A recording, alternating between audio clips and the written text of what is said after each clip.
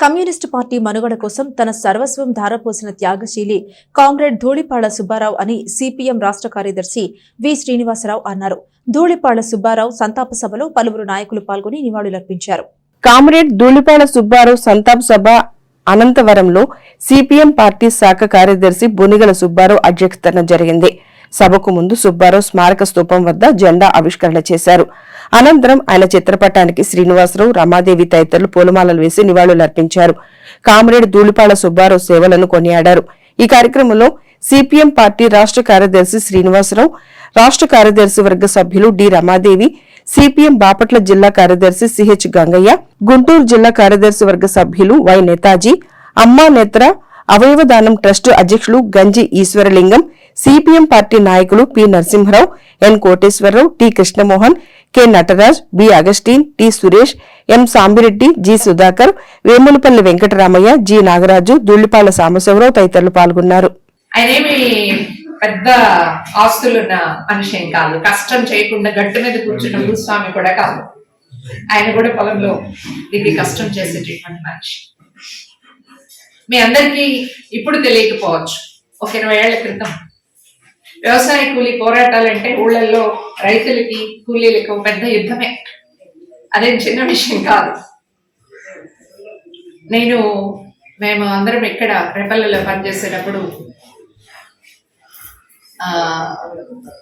ఓ పెద్ద కూలి పోరాటం, ఎప్పుడది 78 తర్వాత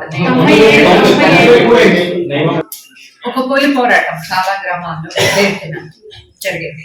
అంతకుముందు 78లో జరిగింది, అంతకుముందు జరిగింది. అప్పటిదాకా మా పిల్లలు, మా అమ్మాయి అనుకునేటటువంటి వాళ్ళు ఒకసారి కూలి పోరాటం తర్వాత ఎన్ని రకాల దాడులు చేశారో స్వయంగా నేను అనుభవించాను. చివరికి వీలైతే చంపాలా అనేటటువంటి ప్రయత్నాలు కూడా.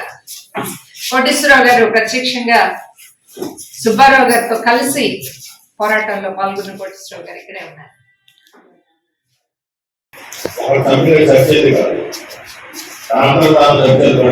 సమాజంలో అసమానతలు ఉన్న కాలం, ఉన్నవాడు లేని వాడు అసమానతలు ఉన్న కాలం కమ్యూనిస్ట్ పార్టీకి అవకాశం ఉంటుంది. ఒకరోజు కడవచ్చు, ఒకరోజు తగ్గవచ్చు, అది పరిస్థితులు బట్టి ఉంటుంది. గత 30 సంవత్సరాలుగా, దాదాపు 30 సంవత్సరాలుగా దేశమంతా కొత్త సంస్కరణలు విదేశీ పెట్టుకోవడాన్ని, లేకపోతే ఈ రకంగా డబ్బు విపరీతంగా సమాజంలోకి వచ్చి పడిపోయింది. ఈ డబ్బు మత్తులో పడిపోయి చాలా మంది ఇట్లాగే సంపాదించుకోవచ్చు, ఇలాగే పెద్దవాళ్ళు కావచ్చు, కమ్యూనిస్ట్ పార్టీ పని ఉంది, వ్యాపారాలు, కాంట్రాక్ట్లు, ఏ దొరికితే share market, real estate, finance business, ఏ దొరికితే ఆ అవకాశాలు పెరిగి మనం గ్రామాల్లో కూడా ఇప్పుడు ఎవరు యూత్ ఉండటం మనకు కనిపిస్తుంది. పిల్లలు ముఖ్యంగా అక్రమాల పిల్లలు అయితే అసలు ఉండటం, బీసీలు దళితవాళ్ళ పిల్లలు అయితే ఏదో పని చేసుకుంటూ వాళ్ళు గ్రామాల్లో ఉంటున్నారు. ఇప్పుడు ఆ పరిస్థితి మారిపోయింది. ఆకాశాన్ని నిద్రలేసి చొక్కాన్ని ఎక్కుదాం అనుకునేటువంటి పరిస్థితి ఈరోజు లేదు. ఈరోజు మొత్తం వ్యవస్థ సంక్షోభంలో పడిపోయింది. మన వ్యవస్థ